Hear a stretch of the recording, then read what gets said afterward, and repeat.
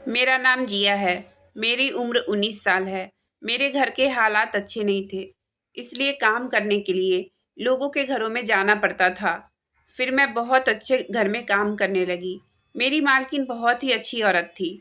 उनका घर बहुत ही बड़ा और खूबसूरत था। मुझे ऐसे घर बहुत पसंद थे जो काफ़ी पुराने तरीके से बने हुए होते हैं। मैं वहाँ काम करती थी। उनका एक बेटा था, उसका नाम माधव था, जो आते जाते मुझ पर नज़र रखता था। आज तक उसने ना तो मुझसे कोई बात की थी और ना ही कोई गलत हरकत करने की कोशिश की थी, लेकिन उसकी नज़रों से मैं परेशान हो गई थी। फिर एक दिन मेरी मालकिन ने मुझसे कहा कि वह मुझे अपने घर की बहू बनाना चाहती है। मेरे लिए यह बात हैरान करने वाली थी, क्योंकि मैं तो उनके घर की एक मामूली सी नौकरानी थी और अब मैं उस घर की मालकिन बनने जा रही थी। मैंने फ़ौरन ही हाँ कर दिया और उनके बेटे से शादी कर ली। शादी के बाद उसने मुझे बताया कि वह मुझसे मोहब्बत करता है, इसलिए मुझे देखा करता था और उसने ही अपनी माँ से कहा था कि वह मुझसे शादी करना चाहता है। लेकिन फिर मेरी सास, जो कि पहले मेरी मालकिन थी और अब मेरी सास बन चुकी थी, उन्होंने मुझसे एक ऐसा काम करवाना शुरू कर दिया जिसकी मुझे उम्मीद भी नहीं थी। वह मुझे रात को 1 बजे अपने कमरे में बुला लेती थी। मेरे पति की एक कंपनी में नाइट ड्यूटी होती थी। जैसे ही माधव काम पर जाते, मेरी सास फौरन मुझे अपने कमरे में बुला लेती थी। दरअसल वह मुझसे अंधेरी कोठी बनवाने का काम करवा रही थी। मेरी तो समझ में ही नहीं आ रहा था कि वह मुझसे ऐसा क्यों करा रही है और इस बारे में माधव को क्यों नहीं बताया गया। लेकिन मैं मरता क्या ना करता, मैं उनका काम करते रहती। लेकिन इस काम में इतनी मेहनत करनी पड़ती थी कि मुझे जल्दी ही थकान होने लगती थी। जब मैं पूरी तरह थक जाती तो मेरी सास मेरे लिए चाय बनाकर लाती थी और मुझसे कहती कि इसे पी लो, तुम्हारी थकान खत्म हो जाएगी। मैं वह चाय पी लेती थी और फौरन ही मुझे नींद आने लगती और मैं सो जाती थी। जब मेरी आँख खुलती थी तो मेरी सास मेरे पास आती थी और मुझे पैसे देकर कहती थी, यह लो, रख लो, ये तुम्हारी मेहनत की कमाई है। लेकिन यह बात किसी को मत बताना, यहाँ तक कि अपने पति माधव को भी नहीं बताना। धीरे धीरे मुझे शक होने लगा कि चाय पीने के बाद मुझे नींद क्यों आने लगती है। मुझे पता ही नहीं चल पाता था कि मैं कब, कहाँ और कैसे सो गई। एक दिन मैंने चाय पीने से पहले अपने मोबाइल का कैमरा ऑन कर दिया और फिर वहाँ पर जो हुआ वह देखकर मेरे कदमों तले जमीन निकल गई, क्योंकि वहाँ मेरी सास ने मेरे बेहोश होने के बाद, मैं अपने माँ बाप की इकलौती बेटी हूँ और बहुत ही ज़्यादा खूबसूरत हूँ। मेरी माँ लोगों के घर में काम करती थी और मुझसे भी यही काम करवाना चाहती थी। पर मेरे पापा मेरी माँ से कहते थे, इतनी प्यारी लड़की को अगर किसी के घर काम करने के लिए भेजेंगे तो हर वक्त दिल परेशान रहेगा। लेकिन माँ का यह कहना था कि मैं भी तो बहुत खूबसूरत हूँ और मैं भी तो किसी की बेटी हूँ, लेकिन तुमने गरीबी में आकर मुझसे यह काम करवाया और अपनी बेटी की बारी आई है तो तुम्हारा दिल तड़प रहा है। मेरे पापा जब इस दुनिया से चले गए तो माँ ने मुझसे भी यही कहा कि अब तुम लोगों के घर में काम करना शुरू कर दो। मुझे एक अच्छी औरत के घर में नौकरी मिल गई थी। मैं दिन रात वहीं पर रहती थी। वह औरत मेरा बहुत ख्याल रखती थी। त्योहारों पर मुझे नए नए कपड़े भी दिलवाती थी। साथ ही वह मुझे खाना भी दिया करती थी। जब भी उसके घर पर कोई आता था तो मुझे देखकर पूछता था कि क्या यह तुम्हारी कोई रिश्तेदार है, क्योंकि मैं शक्ल और सूरत की बहुत अच्छी थी। इसलिए कोई अंदाजा ही नहीं लगा पाता था कि मैं उस घर की एक मामूली सी नौकरानी हूँ। उनका एक बेटा था माधव, जो कि बहुत हैंडसम था और कमाता भी अच्छा था। लेकिन वह मुझे अक्सर देखते रहता था। लेकिन उसने कभी मेरे साथ कोई गलत हरकतें नहीं की थी, ना ही कोई बात की थी और ना ही कभी कोई गलत इशारा किया। लेकिन उसकी निगाहें मुझ पर ही रहती थी। मैंने उसके कमरे में भी जाना छोड़ दिया था। मैं खाना बना देती और मालकिन से कह देती कि आप खुद ही खाना उनको दे दे। मैं उनसे दूर दूर रहने लगी, क्योंकि मुझे यह सब बिल्कुल भी अच्छा नहीं लगता था। लेकिन एक दिन मालकिन की तबीयत बहुत ही ज़्यादा ख़राब हो गई और उन्होंने मुझसे कहा कि मैं तुम्हें अपने घर की बहू बनाना चाहती हूँ। यह बात सुनकर मैं हैरान हो गई और फिर सोचा कि शायद बीमारी में आकर उन्होंने इस तरह की बात कर दी होगी, क्योंकि वह काफ़ी समय से बीमार ही रहती थी। उनका घर बहुत बड़ा और पुराना था। इस तरह के घर तो आजकल दिखते भी नहीं थे और मुझे ऐसे घर बहुत ही ज़्यादा पसंद थे। अगली सुबह जब उनकी तबीयत बेहतर हुई तो कहने लगी कि कल तुमसे एक बात कही थी। मैंने कहा, मालकिन, मैंने बुरा नहीं माना। क्योंकि आपकी तबीयत खराब थी और इसलिए शायद आपने बीमारी की वजह से यह बात मुझसे कही थी। इस पर वह मुझसे कहने लगी कि मैंने बीमारी में आकर बात नहीं की थी। मैं हकीकत में तुमसे अपने बेटे की शादी करवाना चाहती हूँ। तुम खुद ही सोचो, अब इस उम्र में मैं अपने बेटे माधव के लिए कोई लड़की कैसे ढूंढूंगी और दौड़ भाग कैसे करूंगी। उसके बाद पता नहीं उस लड़की का नेचर कैसा होगा, काम वाम कैसा करेगी। मेरे बाद वह मेरे घर का ख्याल रख सकेगी या ना रख सकेगी। और तुम में वह सारे गुण हैं जो एक अच्छी लड़की में होनी चाहिए। अब ना तो इस उम्र में मेरे अंदर इतनी हिम्मत है और ना ही इतनी ताकत है कि मैं तुम्हारी जैसी दूसरी लड़की ढूंढ सकूं। तुम खूबसूरत तो हो ही और बहुत अच्छी तरह से मेरे घर का, मेरे बेटे का और मेरा भी ख्याल रख रही हो। इसलिए मैं चाहती हूँ कि अब इस नौकरी को हम रिश्तेदारी में बदल दें। तुम्हारे हाथ का खाना माधव को बहुत पसंद आता है और मुझे यह भी पता है कि माधव को कोई और लड़की पसंद नहीं है। इसलिए मैंने फैसला कर लिया है कि मैं अपने बेटे माधव की शादी तुमसे ही करवाऊंगी। तुम अपनी माँ को मेरे घर भेज देना, मैं उनसे बात कर लूँगी। मैंने कहा ठीक है, और इतना कहकर मैं अपने घर आ गई।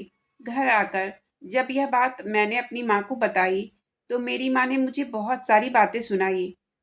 उन्होंने कहा कि तूने ही चक्कर चलाया होगा, उसके बेटे को अपने हुस्न के जाल में फंसा लिया होगा। जबकि मेरे दिमाग में कुछ और ही चल रहा था। क्योंकि मैं अपने खानदान की सबसे खूबसूरत लड़की थी, इसलिए खानदान के जितने भी लड़के थे सबके रिश्ते मेरे लिए आ चुके थे। जहाँ खूबसूरती होती है वहाँ नजाकत आ ही जाती है। इसलिए मेरे अंदर थोड़ी सी नजाकत थी और मैंने सारे रिश्ते ठुकरा दिए थे। मैंने अपनी माँ से कहा कि मेरी शादी माधव से करा दो। फिर मेरी शादी माधव से हो गई। मेरे पति की नाइट ड्यूटी थी। मैं तो अपनी मालकिन, जो कि अब मेरी सास थी, उनकी मैं हमेशा बहुत ज़्यादा इज्जत करती थी। और अब जब उन्होंने मुझे इस घर की बहू का दर्जा दे दिया था तो मेरे लिए ये कोई एहसान से कम नहीं था। मैं उनके पैरों की मिट्टी उठाकर अपने माथे पर लगा लेती थी। मैं उनकी हर बात मानती थी, दिन रात उनका बहुत ख्याल रखती थी। अपने पति से ज़्यादा मैं उनके खाने पीने का ख्याल रखती थी। अपने पति को तो खाना मैं बाद में देती थी, पहले उनसे जाकर पूछती थी कि आपने खाया कि नहीं। वह भी मेरे साथ बहुत खुश थी और कहती थी कि मेरा फैसला बिल्कुल भी गलत नहीं है। मैं भी उनको यह एहसास नहीं करवाना चाहती थी कि वह किसी गरीब की बेटी को घर लेकर आई थी और अब मालकिन बनकर मेरे सर पर ही नाचने लगी है। बल्कि मैं तो उनको यह एहसास करवाना चाहती थी कि मैं एक अच्छी लड़की हूँ और उनकी दिन रात सेवा किया करती थी। एक दिन रात के 1 बजे का वक्त था। माधव नाइट ड्यूटी पर गए हुए थे और मैं अपने कमरे में सो रही थी। तब मेरी सास ने मुझे बुलाया और कहा कि तुमसे एक ज़रूरी बात करनी है। मैं उनके कमरे में चली गई तो उन्होंने एक दीवार से अलमारी को हटाया तो मैंने देखा कि घर तो बहुत मजबूत और पुख्ता था, लेकिन यह दीवार कुछ कच्ची थी और इसके नीचे कुछ खुदाई हुई थी। मेरी सास ने कहा कि तुम्हें यहाँ पर दीवार को खोदकर अंडरग्राउंड एक कोठरी बनानी होगी। दरअसल मैं इस काम के लिए किसी पर भी भरोसा नहीं कर सकती हूँ और मुझसे यह काम नहीं हो सकता है, इसलिए यह काम तुम्हें ही करना होगा। उनकी बात सुनकर मैं हैरान रह गई, क्योंकि यहाँ पर गड्ढा खोदकर अंडरग्राउंड कोठरी बनाना कोई आसान काम तो नहीं था। जब उन्होंने मुझे हैरान परेशान देखा तो कहने लगी कि देखो, कोई जल्दबाजी नहीं है, तुम यह काम आराम से कर सकती हो, चाहे तो रोज़ थोड़ा थोड़ा करो, मुझे कोई प्रॉब्लम नहीं है। मैंने अपनी सास से कोई सवाल नहीं किया, क्योंकि मुझे नहीं लगता था कि वह मेरे किसी सवाल का जवाब देती और मुझ में इतनी हिम्मत भी नहीं थी कि मैं उनसे कुछ सवाल जवाब कर सकूं। मैं बस हमेशा की तरह उनका हुक्म मान ली, जैसे मैं हमेशा माना करती थी। मैंने तुरंत वह काम शुरू कर दिया। रात के 1 बजे से लेकर सुबह के 5 बजे तक वह काम करती रही। वह काम बहुत मेहनत का था और मैं पसीने से भीग जाती थी। अभी मैं काम पर लगी हुई ही थी कि मेरी सास बाहर से आई। मुझे नहीं पता कि वह कहाँ से आई थी, बस उनके हाथ में एक चाय का कप था और उन्होंने मुझसे कहा कि आज के लिए इतना काम काफ़ी है, यह लो चाय पी लो। मैं जैसे ही वह चाय पी, उसके बाद मुझे होश ही नहीं था कि मैं कहाँ हूँ। जब मेरी आँख खुली तो मैं कमरे में एक तरफ लेटी हुई सो रही थी। मैंने सुबह 7 बजे उठकर अपनी सास से कहा कि मुझे पता ही नहीं चला कि कब मेरी आँख लग गई। तभी वह मुझसे कहने लगी कि नहीं नहीं, कोई बात नहीं, मेहनत का काम करोगी तो नींद आएगी ही ना, और वैसे भी आज के लिए इतना काम काफ़ी है। उनकी बात सुनकर मैं बाहर जाने लगी तो उन्होंने कहा कि कहाँ जा रही हो? मैंने कहा कि घर का काम करने। लेकिन उन्होंने कहा कि आज से तुम्हें घर का कोई भी काम करने की कोई ज़रूरत नहीं है, क्योंकि तुम इस घर की बहू हो, कोई नौकरानी नहीं। घर का काम करने के लिए मैंने एक नौकरानी रख ली है जो आज 9 बजे आ जाएगी। तुम अपने कमरे में जाकर आराम से सो जाओ। मेरी सास ने मेरे हाथ पर कुछ पैसे भी रखे। मैंने कहा कि जब मैं नौकरानी नहीं हूँ तो आप मुझे यह पैसे किस बात के लिए दे रही हो? इस पर वह कहने लगी कि बेटा, यह पैसे मैं अपनी उस बेटी को दे रही हूँ जो मेरी मदद कर रही है और मुश्किल वक्त में मेरा साथ दे रही है। लेकिन मेरी बच्ची, तुम यह बात किसी को मत बताना, यहाँ तक कि अपने पति माधव को भी नहीं। मेरी सास मेरा इतना ख्याल रख रही थी। वह चाहती तो मुझसे घर का भी काम करवाती, लेकिन मेरे आराम के लिए उन्होंने नौकरानी रख लिया, जबकि मैं खुद एक नौकरानी थी और आज कोई और मेरे लिए काम करने वाली आ गई थी। इससे बड़ी और क्या बात हो सकती थी? मैंने उनसे कहा कि मुझे ये पैसे नहीं चाहिए और यह बात मैं किसी को नहीं बताऊंगी। लेकिन मेरी सास ने वह पैसे मुझे दे दिए और कहा, इससे अपने लिए जो तुम्हारा दिल करे तुम वह खरीद लेना, कपड़े, सैंडल्स, ज्वेलरी, खाने पीने की चीज़ें, और अपनी माँ की भी शॉपिंग करवा देना, वह भी खुश हो जाएंगी। मेरी सास बहुत अच्छी औरत थी। मेरे दिल में उनके लिए इज्जत दिन ब दिन बढ़ती जा रही थी। पैसे लेकर मैं अपने कमरे में आ गई और जब वह पैसे मैंने देखे तो 25,000 थे। इतने तो मेरी तनख्वाह भी कभी नहीं रही थी। इसके बाद मैं आराम से दोबारा सो गई और मुझे बहुत ही अच्छी नींद आई। माधव दोपहर में आ गए, लेकिन मैंने उनसे यह बात नहीं बताई। फिर भी उन्होंने नोटिस कर ली थी कि मैं काफ़ी थकी हुई हूँ। मैंने उनसे कहा कि बस ऐसे ही आराम कर कर के थक गई हूँ, क्योंकि माँ ने मेरे लिए घर में एक नौकरानी रखी है, तो मेरा टाइम कैसे पास होगा। मेरे पति ने कहा कि इस घर में जल्दी से छोटा मेहमान आ जाएगा तो फिर तुम्हारा वक्त अच्छे से गुजर जाएगा। लेकिन मुझे सास की बात याद आ गई थी। उन्होंने कहा था कि मुझे कोठरी बनानी है और यह बनाना कोई आसान काम नहीं था और ना ही यह 2-3 हफ्ते का काम था। इसमें तो बहुत वक्त लगने वाला था और माधव चाहते थे कि मैं माँ बन जाऊं। फिर मैं काम कैसे कर सकती थी? इसलिए मैं बहुत परेशान हो गई थी और अपनी सास के पास जाकर यह बात मैंने उनको बता दी। इस पर वह मुझसे कहने लगी कि तुम यह बिल्कुल मत होने देना, मैं तुम्हें कल डॉक्टर के पास लेकर चलूँगी, वह तुम्हें मशवरा दे देगी। मैंने बेमन से कहा ठीक है, और अगले ही दिन मैं उनके साथ डॉक्टर के पास गई और उसकी बात मान ली। मेरी सास नहीं चाहती थी कि मैं अभी बच्चा पैदा करूं, जब तक कि कोठरी का काम पूरा ना हो जाए। मेरे लिए अभी फ़िलहाल यह काम बहुत ज़रूरी था, क्योंकि यह मुझे मेरी सास ने दिया था। फिर अगले दिन मैं अपनी माँ के घर गई। उन्हीं पैसों से उनके लिए बहुत सारे गिफ्ट्स लेकर गई थी। वह कहने लगी कि तुम अब सच में अमीर खानदान की बहू लग रही हो। मैंने उन्हें यह नहीं बताया कि यह मेरी मेहनत की कमाई की है। फ़िलहाल मेरी माँ बहुत खुश हो गई थी। मैं काम करके बहुत ज़्यादा थक जाती थी, जिससे मेरे पूरे बॉडी में बहुत दर्द होता था। लेकिन फिर भी मैं यह काम रोज़ किया करती थी। उस काम के बदले मेरी सास हर रोज़ मुझे बहुत सारे पैसे देती थी। वह पैसे अलमारी से या अपने बैग से निकाल कर मुझे नहीं देती थी, बल्कि उनके हाथ में पैसे होते थे। उसमें से आधे पैसे वह मुझे दे देती थी और बाकी अपने पर्स में डालकर रख लेती थी। मेरे दिन कुछ इसी तरह से गुजर रहे थे। शुरुआत में मुझे यह काम करने में बहुत मुश्किल होती थी, लेकिन अब धीरे धीरे मेरी थोड़ी सी आदत पड़ गई थी। फिर मैं एक दिन माधव के साथ बैठी थी कि अचानक मुझे माधव के चिल्लाने की आवाज़ आने लगी। थोड़ी देर बाद मैंने महसूस किया कि माधव मुझे झकझोर कर उठाने की कोशिश कर रहे थे और मैं ज़मीन पर पड़ी थी। मैंने उठकर उनको देखा और पूछा कि क्या हुआ था, तो वह मेरी शक्ल देखने लगे और कहने लगे, तुम मेरे साथ खाना खा रही थी और अचानक से तुम बेहोश हो गई।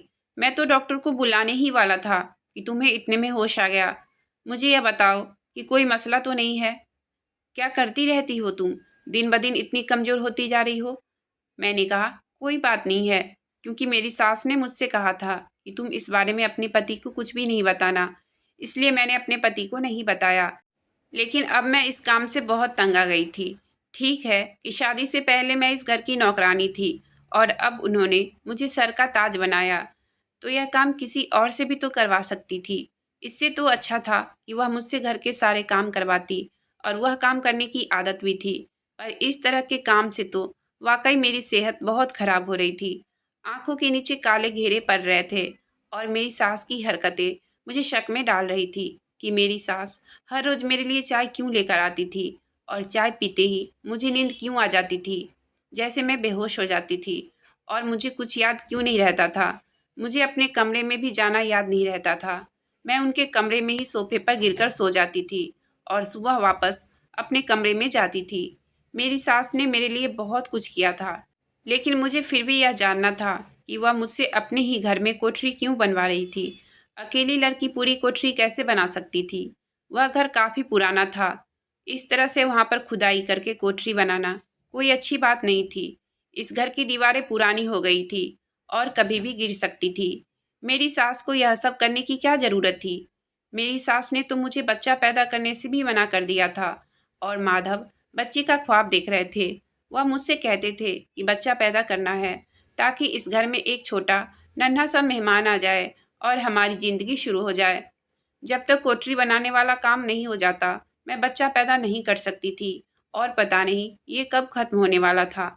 मैंने सुना था कि पुराने ज़माने में लोग इस तरह का काम करते थे तो उन्हें कई कई साल लग जाते थे। अगर वाकई ऐसी बात थी तो क्या रोज़ मुझे इतनी मशक्क़त करनी थी? मैं इस काम से बुरी तरह से पसीना पसीना होकर रह जाती थी और मेरी हालत ख़राब हो जाती थी। जब मैं गिरने लगती थी तब मुझसे मेरी सास कहती थी कि अब तुम आराम से बैठ जाओ और चाय पी लो। सिर्फ मुझे ही चाय पिलाती थी, वो खुद कभी भी नहीं पीती थी, जबकि उन्हें कोई बीमारी नहीं थी कि वह चाय नहीं पी सके। मगर मैं फिर भी उनकी सारी बातों को नज़रअंदाज करती रहती थी और सोचा करती थी कि चलो काम है तो ख़त्म कर ही देती हूँ। मेरी सास मेरी ज़िंदगी बना दी थी। अगर बदले में मैं उनके लिए एक बड़ा सा काम कर दूं, तो कभी ज़िंदगी में मैं उनको यह कहने के काबिल तो हो जाऊंगी कि मैंने भी आपके लिए कुछ किया था। मैं एक दिन अपनी माँ के घर गई थी कि तभी मेरी तबीयत अचानक से खराब हो गई। वह मुझे डॉक्टर के पास लेकर गई। मेरी माँ कहने लगी कि खुशखबरी है क्या? मैंने कहा नहीं माँ, कोई खुशखबरी नहीं है। मुझे लगा कि मैं कमजोरी की वजह से बेहोश हो गई थी। लेकिन जब डॉक्टर के पास गई तो उसने ऐसी बात बताई कि मेरे कदमों तले से ज़मीन निकल गई। डॉक्टर ने कहा कि आप माँ बनने वाली हो, जबकि मैं तो डॉक्टर से पूछकर वो सब कुछ कर रही थी कि जिससे मैं माँ नहीं बन सकूं। फिर मेरे साथ ऐसा कैसे हो गया? अगर मैं माँ बनने वाली थी तो फिर मुझे वो काम नहीं करना था। क्या वह बच्चा मेरे पति का नहीं था? वह बच्चा मेरे पति का नहीं था तो फिर किसका हो सकता है? लेकिन मुझे किसी बात की कोई समझ नहीं आ रही थी। मेरा दिमाग घूम रहा था। मेरी माँ मुझसे कहने लगी कि अब तो इस घर में तुम्हारे कदम और भी ज़्यादा मजबूत हो जाएंगे। फिर तुमने ऐसा मुंह क्यों बनाकर रखा हुआ है, जैसे ना जाने क्या हो गया है? तो मैंने माँ से कहा, ऐसी कोई बात नहीं है, बस ऐसे ही घबरा रही हूँ। इस पर माँ ने कहा कि कोई बात नहीं, सबके साथ ऐसा ही होता है, पहली बार की बात है, दूसरे बच्चे में आदत हो जाएगी। मुझे कुछ समझ में नहीं आ रहा था कि अपने पति और सास को क्या बताऊं और कैसे बताऊं। उसी दिन मैं अपनी माँ के घर से वापस ससुराल आ गई। मेरे पति ने मेरे बैग में रखी हुई रिपोर्ट देखी और वह मुझसे कहने लगे, तुमने मुझे अभी तक क्यों नहीं बताया कि तुम माँ बनने वाली हो? तो मैंने उनसे कहा कि आज की ही तो रिपोर्ट है, कौन सी बहुत पुरानी है। यह बात सुनकर वह बहुत खुश हुए और उन्होंने जल्दी से जाकर अपनी माँ को यह बात बता दी। मेरी सास मुझे हैरान होकर देखने लगी और मौका मिलते ही मुझसे कहने लगी कि मैंने मना किया था ना, तो फिर यह सब कैसे हुआ? तो मैंने उनसे कहा कि मुझे डॉक्टर ने जैसा कहा था मैंने वैसा ही किया, लेकिन पता नहीं यह सब कैसे हो गया। मेरी सास ये सुनकर बहुत परेशान हो गई थी और मुझे लगा कि आज से वह काम करने के लिए मुझे नहीं बुलाएंगी, क्योंकि उनको पता है कि मैं माँ बनने वाली हूँ। लेकिन मैं हैरान हो गई जब मेरी सास ने मुझे बुलाया। मैंने उनसे कहा कि मुझे यह काम नहीं करना चाहिए, मैं इतनी मेहनत का काम करूँगी तो मेरे बच्चों को कुछ हो ना जाए। सास ने कहा कि ऐसा कुछ भी नहीं होगा, तुम आराम से काम करो। मेरी सास को मेरी कोई परवाह ही नहीं थी। उन्होंने आज भी मुझसे काम करवाया था। अब मेरे दिमाग में खतरे की घंटी बजने लगी थी। मेरी सास मुझसे यह काम क्यों करवा रही थी? मुझे कुछ समझ नहीं आ रहा था। अभी तक कोठरी इतनी भी नहीं बनी थी कि एक आदमी उसमें छुप सकता था, क्योंकि मुझसे इतना काम नहीं हो पाता था। लेकिन मैंने सोच लिया कि अब मुझे क्या करना है। मैंने अगले दिन काम किया और दिमाग में एक प्लान बना लिया। चाय पीने से पहले मैंने अपना मोबाइल ऐसी जगह पर छुपा दिया जहाँ से मैं खड़ी हुई साफ नज़र आ रही थी और मैंने उसका कैमरा ऑन कर दिया। चाय पीते ही सब कुछ वैसे ही हुआ जैसे कि रोज़ होता था। मैंने अपना फ़ोन बातों ही बातों में वहाँ से उठा लिया और उनको पता नहीं चलने दिया और फिर मैं कमरे में चली गई। मेरा दिल बुरी तरह से धड़क रहा था कि पता नहीं फ़ोन में क्या रिकॉर्ड हुआ होगा। मैं अपने कमरे में आ गई और दरवाज़ा बंद कर लिया। माधव तो वैसे भी घर पर नहीं थे। फ़ोन की वीडियो को प्ले करते हुए मेरे हाथ कांप रहे थे क्योंकि कुछ ना कुछ गड़बड़ था।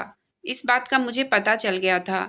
वीडियो में मैंने देखा कि चाय पीने के बाद मैं चक्कर खाकर ज़मीन पर गिर गई और मेरी सास मुझे घसीटकर साइड में ले गई जैसे मैं इंसान नहीं कोई बोरी हूँ।